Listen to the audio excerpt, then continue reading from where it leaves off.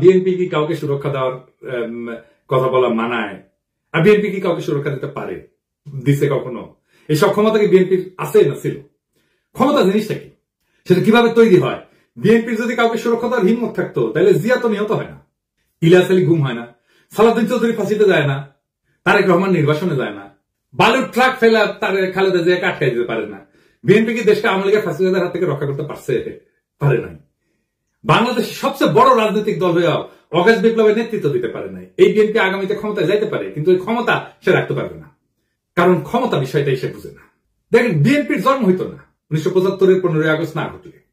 সেই আগস্ট বিপ্লবীদের রক্ষা করছে বিএনপি করে নাই। মুজিব হত্যা মামলার বিচারে অভিযুক্ত সবাইকে জজ গোলাম রসুল ফায়ারিং স্কোয়াডে গুলি করে মারার মৃত্যুদণ্ডের রায় প্রদান করছিল। যদিও দেশে প্রচলিত সিআরপিসিতে মৃত্যুদণ্ড দণ্ডিতদের ফায়ারিং স্কোয়াডে গুলি করে মারার কোনো বিধানই নাই। সংসদে এই অপকর্মের বিরুদ্ধে সেদিন 120টা আসন নিয়েও বিএনপি কোনো বিরোধিতা না করে মুখে কুলু পাইতে চুপ করে বসেছিল। তাই বিএনপি কাউকে রক্ষা করতে পারবে না, করবে না, সে ক্ষমতা নেই। বিএনপি ক্ষতি করতে পারবে, সেটি আসল ক্ষমতা। রক্ষা করতে পারাটা রাজনৈতিক ক্ষমতা না, বরং ক্ষতি করতে পারার হিম্মতটাই রাজনৈতিক ক্ষমতা।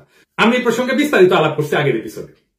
আওয়ামী লীগের মিছিল বড় হচ্ছে এই জন্য না যে কেউ কাউকে অপমান করছে আর অভিমানে রাজপথ ছাইড়ে দিচ্ছে তাই আওয়ামী লীগ মিছিল করতেছে, না তা না।